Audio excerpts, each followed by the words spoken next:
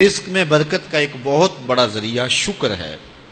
ارشاد فرمایا لَإِن شَكَرْتُمْ لَأَزِيدَنَّكُمْ، اگر تم شکر کرو گے وہ تمہیں اور زیادہ عطا کرے گا، اور اگر تم شکر نہیں کرو گے وَلَئِن كَفَرْتُمْ، کفران نعمت کرو گے إِنَّ عَذَابِي لَشَدِيدٌ، تو پھر میرا عذاب بڑا سخت ہے۔ رزق کے اضافے کا ایک اور بہت بڑا سبب انفاق فی سبیل اللہ ہے۔ اللہ فرماتا ہے جو تم خرچ کرتے ہو تو جو چیز تم نے نکال دی اس کی جگہ اللہ تمہیں اور عطا کر دیتا ہے۔ بعض اوقات ہمارا یہ ہوتا ہے کہ کوئی آدمی مالی بحران میں آ گیا تو وہ کرتا کیا ہے کہ جو راہ خدا میں دینے کا کھاتا تھا پہلے اسے کلوز کرتا ہے، یہ فلاں مدرسے کو دیتے ہو یہ بھی بند کر دو، یہ مسجد کو دیتے ہو یہ بھی بند کر دو، یہ فلاں غریب کو دیتے ہو یہ بھی بند کرو، حالات ٹائٹ ہو گئے ہیں۔ لیکن 5 گاڑیاں ہیں تو 2 گاڑیوں پہ گزارا کر لیا جائے، پیٹرول بچے، یہ نہیں ہو سکتا۔ گھر کے لچھن وہی ہیں لیکن بند کہاں سے کیا؟ جہاں سے رزق آنا تھا۔ ہمیں تو یہ حکم دیا ہے جب رزق تنگ ہونے لگے صدقہ دے کے رب سے کاروبار کر لو، صدقے سے تمہارے رزق میں اضافہ ہوگا۔ یہ رب کا وعدہ ہے اور اللہ کے وعدے جھوٹے نہیں ہو سکتے۔ رزق کی برکت کا ایک اور بہت بڑا ذریعہ النکاح ہے۔ فرمایا اگر تم نکاح کرو گے تم فقیر ہو وہ تمہیں غنی کر دے گا۔ لوگ کہتے ہیں بچہ پیروں پہ کھڑا ہو لے تو پھر نکاح کریں گے، اللہ کہتا ہے تم نکاح کرو ہم پیروں پہ کھڑا کر دیں گے۔ ہمارا فلسفہ اپنا ہے، اس کا حکم اپنا ہے۔ وہ کہتا ہے ابھی تو یہ اپنے لیے نہیں کماتا تو جو آئے گی اس کو کہاں سے کھلائے گا؟ میاں جس نے آنا ہے اس نے اپنا رزق لے کے آنا ہے۔ تو بچوں کی شادیاں کرو، اگر وہ جوان ہو گئے رزق نصیب ہوگا۔ اپنے اہل خانہ کو نماز کے حکم دینے سے رزق بڑھتا ہے، کیونکہ جو صبح کا وقت ہوتا ہے یہ رزق کے بٹنے کا وقت ہوتا ہے، اور جس گھر میں صبح کے وقت لوگ سوئے ہوئے ہوتے ہیں وہاں بے برکتیاں ہوتی ہیں۔ تو طلوع فجر سے لے کر کے طلوع آفتاب تک اپنی اولاد کو، بیوی کو، بچوں کو نہ سونے دیں۔ اس وقت رزق بٹنے کے لمحے ہوتے ہیں۔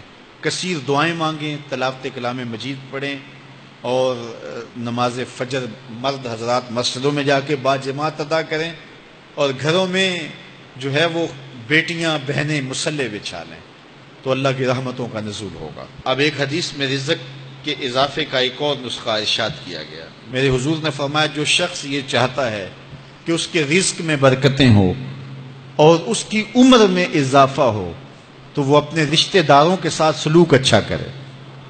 رشتہ داروں کے ساتھ اگر اچھا سلوک کرو گے تو پھر تمہارے رزق میں برکت ہو۔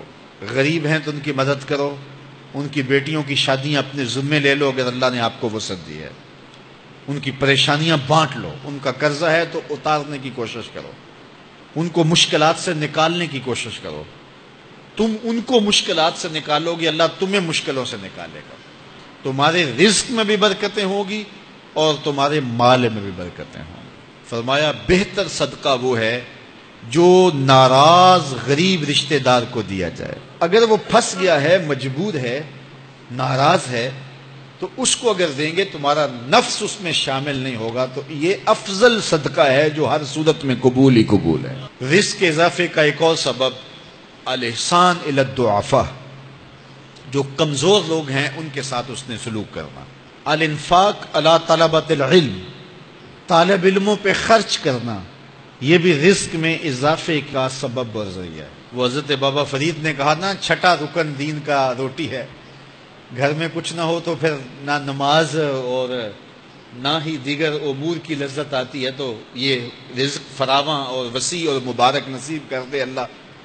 تو اس کے لیے ایک اور وظیفہ میں دیتا ہوں، اور وہ یہ کہ مغرب کے بعد 21 مرتبہ سورۃ الکوثر پڑھ لیں، کثرت ہو جائے گی انشاءاللہ۔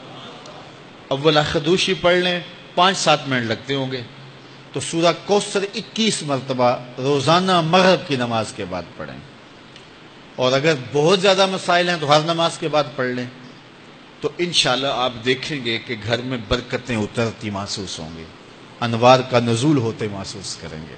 تو یہ وہ رزق کے اسباب ہیں، اگر ہم اختیار کر لیں تو ہم اللہ کی خاص رحمتوں کے حقدار ہوں گے۔ اللہ ہم سب کو رزق حلال، رزق وسیع، رزق سہل، رزق مبارک، رزق فراواں نصیب فرمائے۔